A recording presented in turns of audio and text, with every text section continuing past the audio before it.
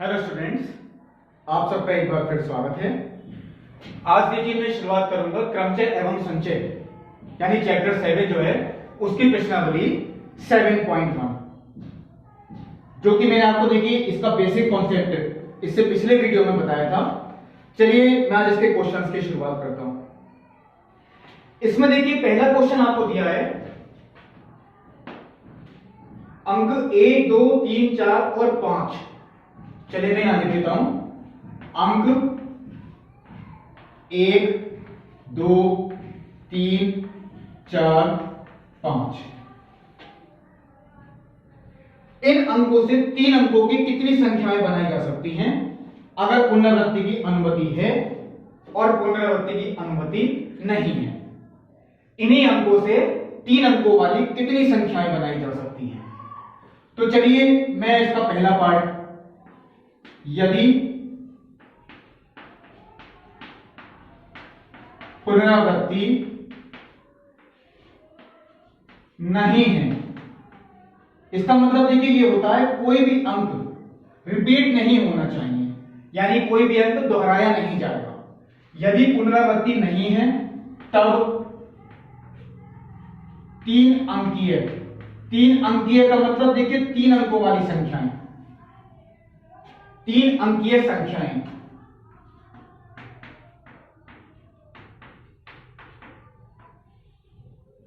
बराबर कितनी बनेंगी। देखिए पुनरावृत्ति अगर नहीं है तो 3 अंकों वाली हम कितनी संख्याएं बना सकते हैं।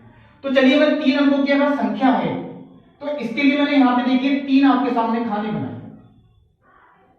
ये 3 अंकों की एक संख्या है, ये इकाई का स्थान, ये दहाई का स्थान, ये सैकड़े का स्थान, ये 3 अंकों की संख्या है। और 3 अंकों की संख्या हम कितनी बना सकते हैं, यानी ये स्थान कितने प्रकार से भर सकते हैं, ये स्थान कितने प्रकार से भर सकते हैं और बाद में ये स्थान कितने प्रकार से भर सकते हैं। यही चीज मैंने आपको समझाई भी नहीं कि बेसिक कॉन्सेप्ट में। तो देखिए हमारे पास टोटल अंक है 5। पहला स्थान भरने की हमारे पास 5 विधियां हैं, क्योंकि हम इन 5 में से कोई भी अंक ले सकते हैं। यानी पहला स्थान भरने की जो विधियां हैं वो कितनी हो गई 5, क्योंकि हमारे पास 5 चॉइस टोटल हैं, हम 5 में से कोई भी अंक ले सकते हैं। अब देखिए पुनरावृत्ति नहीं है का मतलब क्या है, जो अंक हमने यहां पे यूज कर लिया वो हम दोबारा यूज नहीं कर सकते। इसका मतलब क्या, मान लीजिए मैंने पहली बार में 3 ले लिया, अब मैं 3 को दोबारा यूज नहीं कर सकता। अब अगला जो स्थान है मैं बाकी के जो बचे हुए 4 स्थान हैं इनमें से ही भर सकता हूं। अगला स्थान भरने की जो विधियां हैं वो होंगी देखिए इन चारों में से कोई ना कोई अंक, यानी अगला स्थान भरने की विधियां वो हो गई 4। चलिए दूसरा स्थान भी हम भर चुके हैं, अब आता है तीसरा स्थान भरने की विधियां, यानी कोई ना कोई अंक हम यहां भी लिख चुके हैं, वो मैंने 3 माना था, कोई ना कोई अंक मैंने यहां भी लिख दिया होगा, चलिए वो मैंने 2 मान लिया। अब आता है देखिए लास्ट वाला स्थान भरने की विधियां। तो अब हमारे पास चॉइस कितनी बची, 3 लास्ट वाला स्थान भरने के लिए। तो लास्ट वाला स्थान हम कितने प्रकार से भर सकते हैं, 3 प्रकार से। इसका मतलब 3 अंकों वाली संख्याएं बनेंगी, वो कितनी बनेंगी। अब देखिए 3 कार्य हुए टोटल, और तीनों कार्य हमें एक साथ करने हैं, और जब कार्य एक साथ होते हैं तो उनके बीच में किसका चिन्ह आता है, गुणा का, यानी 5 गुणा 4 गुणा 3 यानी कि 60 संख्याएं होंगी। ये देखिए आपका उत्तर हुआ। 3 अंकों वाली कितनी संख्याएं बन सकती हैं अगर पुनरावृत्ति नहीं है। लेकिन अगर पुनरावृत्ति है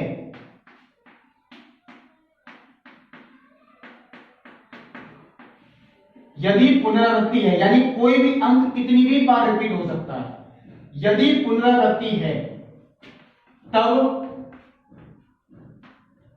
3 अंकीय संख्याएं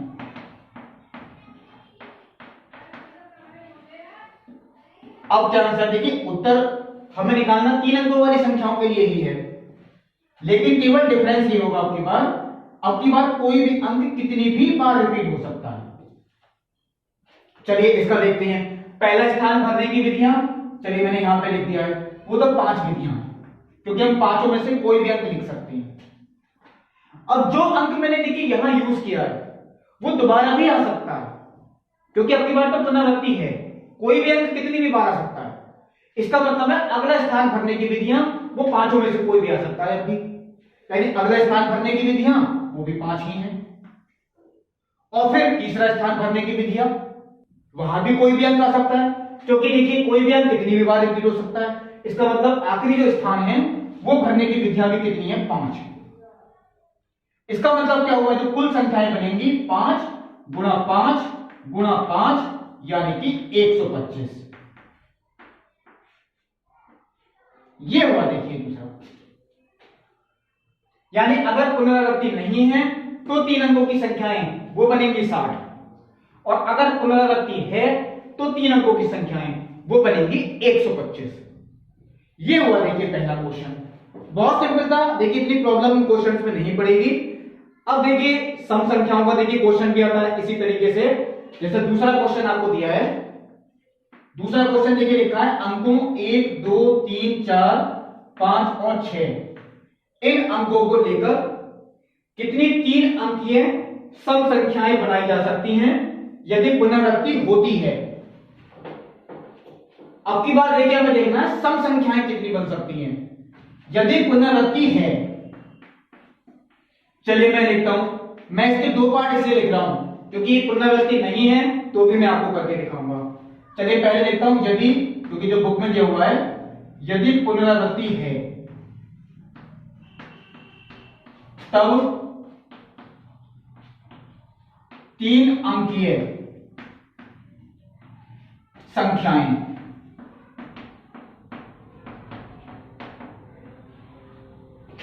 यदि पुनरावृत्ति है तब 3 अंकीय संख्याएं बराबर, देखिए 3 अंकों की संख्या बनानी है तो चलिए मैंने यहां 3 अंक की बनाई, लेकिन 3 अंकीय संख्याएं लिखा है मैंने। एक शब्द देखिए ध्यान नहीं रहा था, ये सम संख्याओं के लिए क्वेश्चन है। 3 अंकीय सम संख्याएं कितनी होंगी, तो देखिए कभी भी अगर क्वेश्चन आता है सम संख्या के लिए या विषम संख्या के लिए तो उसका नियम ये होता है पहले आप आखिरी का स्थान भरेंगे, क्योंकि सम संख्या या विषम संख्या की जो पहचान होती है वो आखिरी के स्थान को देखकर होती है। अब देखिए सम संख्या अगर हमें बनानी है, कोई भी सम संख्या हो चाहे कितने अंकों की हो, उसका प्रतिबंध ये होता है उसके एंड में 2 आ सकता है, 4 आ सकता है, 6 8 या 0 आ सकता है। अब यहाँ 8 और 0 तो है ही नहीं, यहां तो सम संख्या अगर बनेगी तो या तो लास्ट में 2 आ सकता है, या लास्ट में 4 आ सकता है, या लास्ट में क्या आ सकता है 6। इनके अलावा कोई नहीं आ सकता लास्ट में। यानी जो आखिरी का स्थान है वो भरने की 3 विधियां हैं, वो मैंने यहां लिख दिया। सम या विषम में ध्यान रखें आप आखिरी का स्थान पहले भरेंगे क्योंकि एक प्रतिबंध होता है इसीलिए। अब देखिए ये तो 3 अंकीय सम संख्याएं हैं, आखिरी का स्थान तो मैंने भर दिया 3 प्रकार से, क्योंकि इन तीनों में से कोई भी आ सकता है। मान लीजिए चलिए मैंने 6 को ले लिया, ये मैंने हटा दिया। अब आता है पहला स्थान भरने की विधियां, और अगर पुनरावृत्ति है इसका मतलब क्या है, 6 तो दोबारा भी आ सकता है। पुनरावृत्ति होने का मतलब क्या है, कोई भी कितनी बार रिपीट हो सकता है, यानी कि पहला स्थान 6 के 6 में से कोई भी नंबर हम लिख सकते हैं। पहला स्थान भरने की विधियां वो 6 हो गई, क्योंकि 6 के 6 में से कोई भी अंक आ सकता है। और ऐसे ही जो बीच वाला स्थान है यानी दहाई का स्थान, वो भी 6 के 6 में से कोई भी अंक आ सकता है, यानी इस स्थान को भरने की विधियां वो भी 6 ही हो गई। तो उत्तर कितना आएगा, 6 गुणा 6 गुणा 3 यानी कि 108। ये देखिए उत्तर हुआ। अगर पुनरावृत्ति है तो 3 अंक की सम संख्याएं 108 बनेंगी, लेकिन अगर पुनरावृत्ति नहीं है, यदि पुनरावृत्ति नहीं है तब 3 अंकीय सम संख्याएं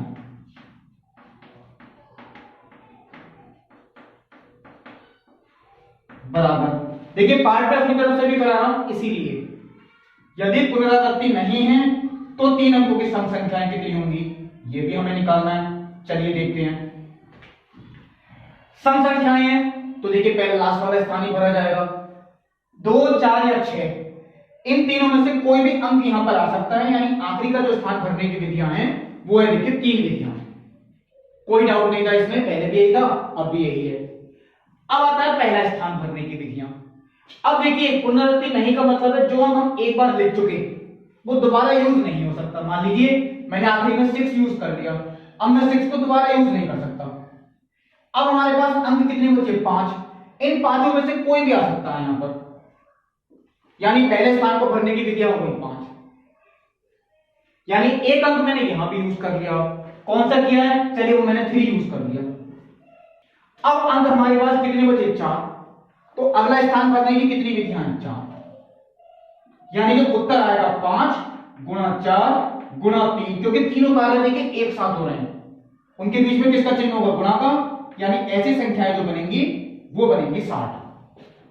मैंने आपको देखिए दोनों पार्ट कराए, अगर पुनरावृत्ति नहीं है और अगर पुनरावृत्ति है, क्योंकि देखिए एग्जाम में कोई भी पार्ट आ सकता है, कोशिश करें आप लोग दोनों प्रकार से ही करें, पुनरावृत्ति नहीं है और पुनरावृत्ति है।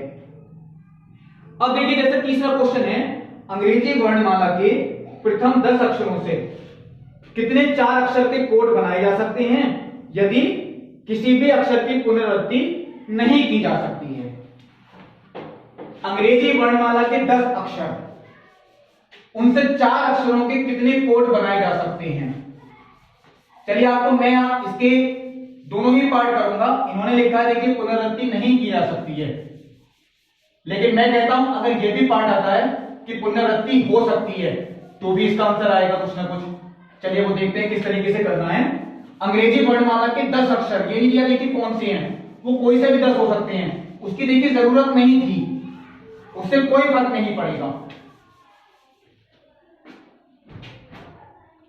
चलिए अंग्रेजी वर्णमाला के 10 अक्षर, उनसे 4 अक्षरों के कोड बनाए जा सकते हैं अगर पुनरावृत्ति नहीं है।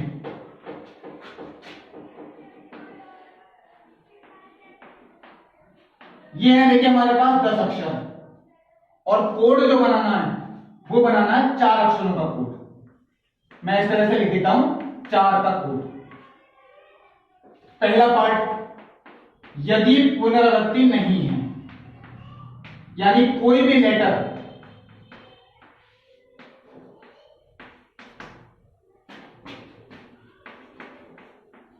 तब कुल कोड बराबर, देखिए हमें 4 अक्षरों का कोड बनाना है। जितने अक्षरों का कोड बनाना हो या संख्या बनानी हो आप उतने ही खाने यहां पर बनाएं।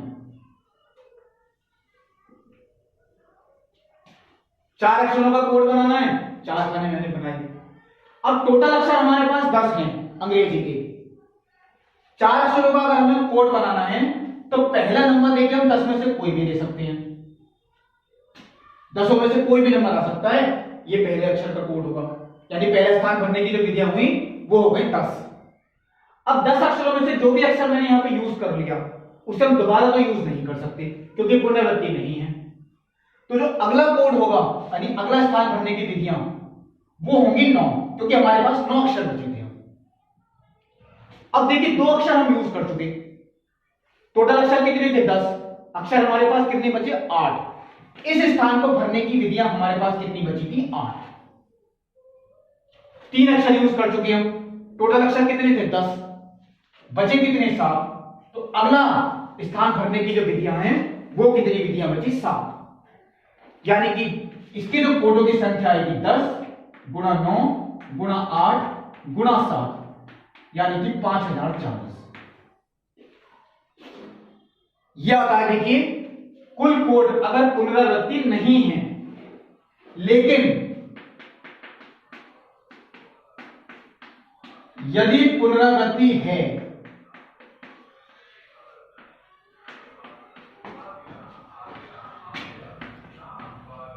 तब कुल कोड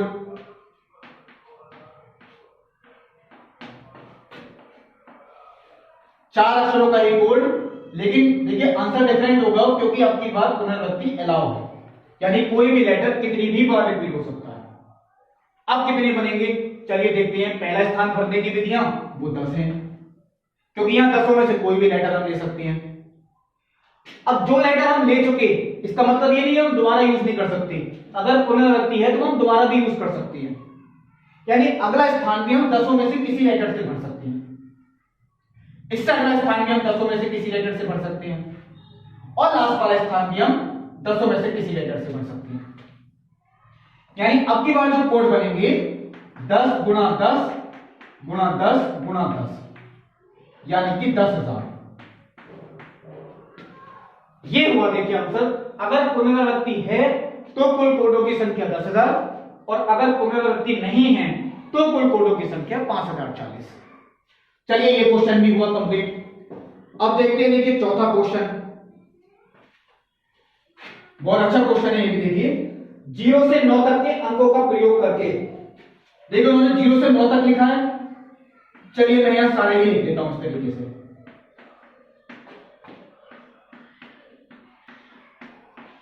0 से लेकर 9 तक के अंकों का प्रयोग करके कितने 5 अंकों वाले टेलीफोन नंबर बनाए जा सकते हैं यदि प्रत्येक नंबर 67 से स्टार्ट होता है और कोई अंक एक बार से अधिक नहीं आता।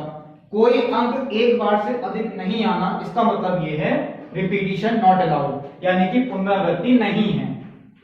हमें बनाना है देखिए इन अंकों का प्रयोग करके 5 अंकों का टेलीफोन नंबर, और प्रत्येक नंबर 67 से प्रारंभ होता है। यदि पुनरावृत्ति नहीं है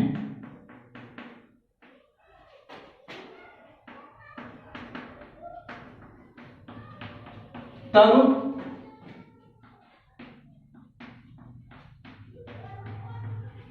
कुल टेलीफोन नंबर बराबर कितने बनेंगे। अगर पुनरावृत्ति नहीं है और वो भी देखिए 5 अंकों का टेलीफोन नंबर है, तो 5 अंकों के लिए चलिए मैंने इस तरीके से देखिए 5 खाने बनाई। प्रत्येक नंबर 67 से स्टार्ट होता है, इसका मतलब है यहां पे 6 ही आ सकता है, 6 के अलावा कोई नंबर नहीं आएगा। और यहां पर सिर्फ 7 आ सकता है, 7 के अलावा कोई नंबर नहीं आएगा। इन तीनों पे कोई भी नंबर आ सकता है। शुरू में जो होना चाहिए देखिए पहले 2 स्थानों पे वो 6 और 7 होना चाहिए। अगर पुनरावृत्ति नहीं है तो देखिए अगर यहां पे सिर्फ 6 आ सकता है, 6 के अलावा कोई नहीं आ सकता, तो इस स्थान को जो भरने की विधियां है वो एक विधि है। एक विधि क्यों कह रहा हूं, क्योंकि यहां सिर्फ 6 आ सकता है, ऐसा एक नंबर है बस ये, वो भी कौन सा है 6। ऐसे यहां पे सिर्फ 7 आ सकता है, तो इस स्थान को जो भरने की विधियां हैं वो सिर्फ एक है, क्योंकि यहां सिर्फ एक ही नंबर आ सकता है, वो कौन सा है 7। इसके अलावा कोई नंबर नहीं आ सकता। इस स्थान को भरने की विधियां वो 1, क्योंकि यहां सिर्फ 6 के अलावा कोई नहीं आ सकता। इस स्थान को भरने की विधियां वो भी 1, क्योंकि यहां पर 7 के अलावा नहीं आ सकता। अब आते हैं बाकी के 3 स्थानों पे। देखिए 6 को हम दोबारा नहीं ले सकते क्योंकि पुनरावृत्ति नहीं है, 7 को दोबारा नहीं ले सकते। अब मैं अगर काउंट करके देखता हूं तो अंक बचे हमारे पास 8। इन 8 में से कोई भी नंबर यहां पे आ सकता है, यानी इस स्थान को जो भरने की विधियां हैं वो हुई 8। चलिए मैंने कोई भी एक नंबर यूज कर लिया होगा, मान लीजिए मैंने ये यूज कर लिया। अब अंक हमारे पास कितने बचे 7, तो इस स्थान को भरने की विधियां वो 7 हैं। और ऐसे ही मान लीजिए और एक अंक यूज कर लिया, मान लीजिए ये कर लिया, तो अगला स्थान भरने की जो विधियां है वो कितनी है 6। यानी इसका जो उत्तर आया 1 गुणा 1 गुणा 8 गुणा 7 गुणा 6, यानी कि 336। याद आ देखिए आंसर। अगर 67 से स्टार्ट होता है पुनरावृत्ति नहीं है, लेकिन इसी क्वेश्चन का मैं अपनी तरफ से भी एक पार्ट करवाता हूं। यदि पुनरावृत्ति है तब कुल टेलीफोन नंबर कितने बनेंगे।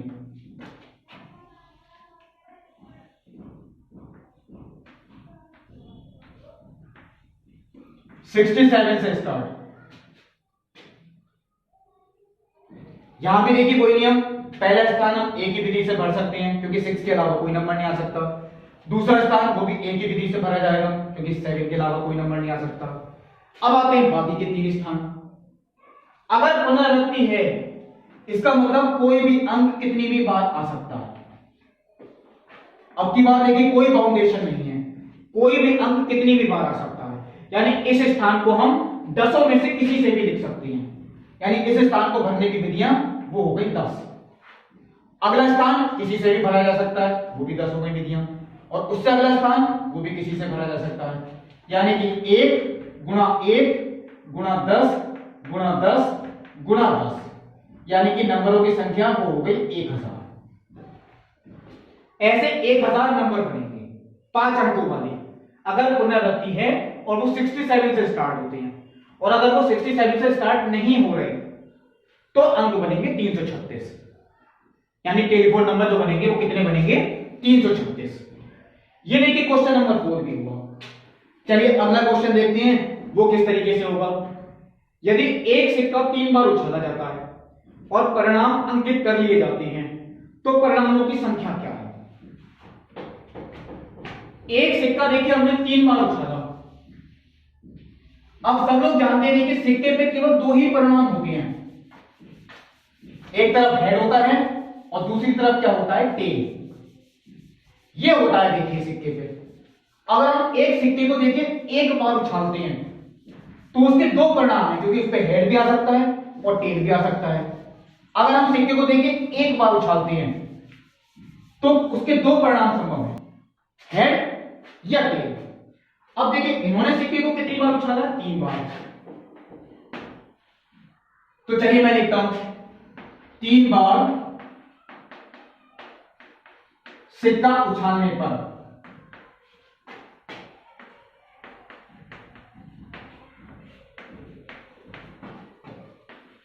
कुल परिणाम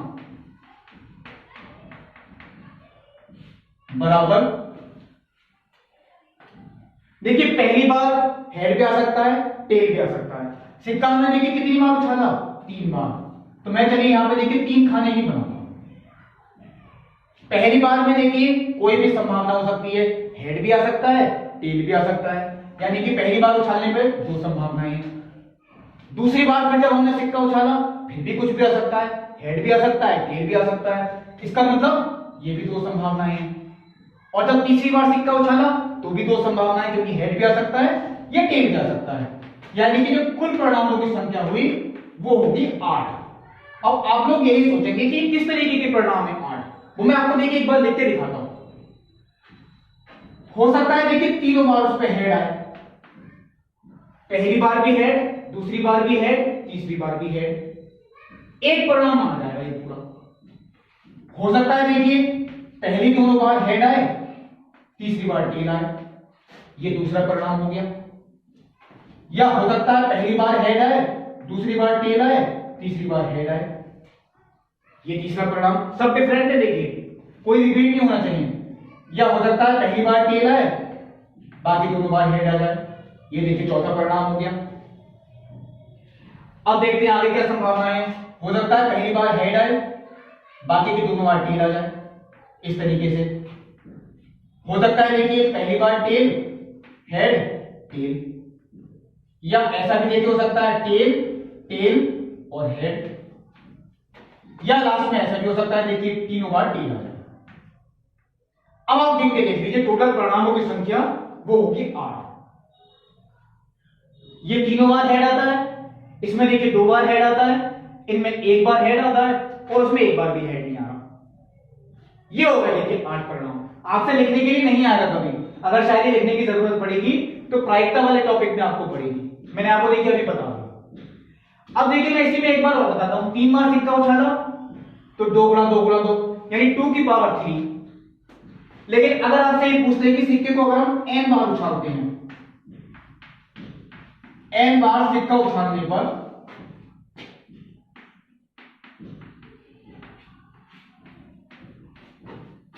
कुल परिणाम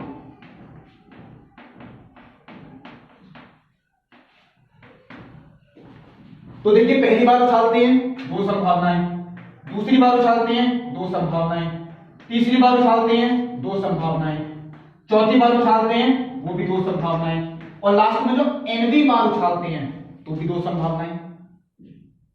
यानी 2 गुणा 2 गुणा 2 गुणा 2 ये कितनी बार है, n बार। और 2 गुणा 2 गुणा 2 अगर हम n बार करें तो क्या उत्तर आएगा, 2 की घात n। ये मैंने आपको बता दिया। देखिए अब देखिए 3 बार उछाला था तो 2 की घात 3 8 आ गया, 4 बार उछाल रहे हैं तो 2 की घात 4 16 आ जाएगा। जितनी बार उछालें, आप सूत्र याद ना रखें इस तरीके से, ये तो मैंने आपको जनरल करके दिखा दिया कि n बार सिक्का उछालने पर कुल परिणाम कितने होते हैं। अब देखिए मान लीजिए यही क्वेश्चन सिक्के की जगह पासे का हो कि आप पासा उछालते हैं, पासे पे 6 परिणाम होते हैं, 1 से लेकर 6 तक की संख्याएं। तो एक पासे को ही अगर हम 2 बार उछालें तो पहली बार 6 के 6 में से कोई भी नंबर आ सकता है और दूसरी बार भी 6 के 6 में से कोई भी नंबर आ सकता है, यानी 6 गुना 6 वो 36 हो गया। पासे को 3 बार उछालें तो 6 गुना 6 गुना 6 यानी कितना हो गया 216। और अगर हम पासे को n बार उछालें तो 6 गुना 6 गुना 6 ये कितनी बार n बार, तो ये कितना हो गया 6 की घात n। मैंने पासे का भी लेके आपको बता दिया क्योंकि क्वेश्चन हो सकता है एग्जाम में पासे के लिए क्या आ सकता है। ये देखिए मैंने आपको सिक्के का क्वेश्चन भी बताया, पासे के लिए भी बताया। अब देखिए क्वेश्चन नंबर जो 6 दिया है, भिन्न भिन्न रंगों के 5 झंडे दिए हुए हैं, इनमें से कितने विभिन्न संकेत बनाए जा सकते हैं? प्रत्येक संकेत में 2 झंडे एक दूसरे के नीचे के प्रयोग की आवश्यकता पड़ती है। हमारे पास देखिए टोटल झंडे हैं 5, इनसे कितने संकेत बनाए जा सकते हैं? 5 झंडे आप अलग अलग कलर के मान सकते हैं, 5 झंडे हैं लेकिन वो अलग अलग कलर के हैं, ऐसा आप मान सकते हैं। चलिए मैं ऐसा समझा के लिखता हूं। एक लाल झंडा है, चलिए मैंने रेड से लिख दिया, एक हरा है ग्रीन लिख दिया, एक ब्लू है, एक व्हाइट है और एक येलो है। समझिए ये है 5 झंडे, ये सब अलग अलग कलर के हैं। हमें इन 5 झंडों में से कोई से 2 झंडे यूज करके उनके संकेत बनानी है, एक दूसरे के नीचे रखें। और एक झंडा एक ही बार यूज होगा क्योंकि दोबारा यूज कर ही नहीं सकते हम, एक रंग का केवल एक ही झंडा है हमारे पास। अब इनसे कितने संकेत बन सकते हैं? तो देखिए जब हमें 2 झंडे लेके संकेत बनानी है तो 2 झंडे लेके, चलिए मैंने यहां पर समझाने के लिए आपको 2 ही खाने बनाए।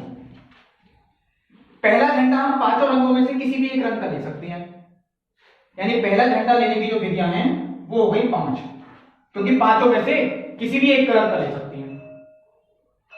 अब जो अगला झंडा होगा, मान लीजिए चलिए मैंने ग्रीन यूज कर लिया, अब हमारे पास कलर कितने बचे? 4, तो अगला झंडा हम 4 में से किसी को ले सकते हैं।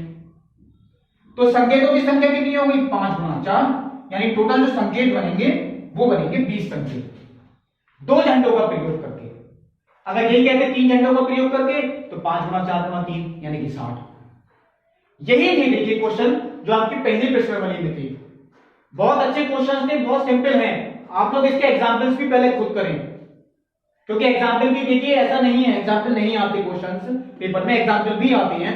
आप लोग पहले एग्जाम्पल भी पढ़ें, तब देखिए क्वेश्चंस दोबारा भी करें और भी क्वेश्चंस एक्स्ट्रा कर सकते हैं।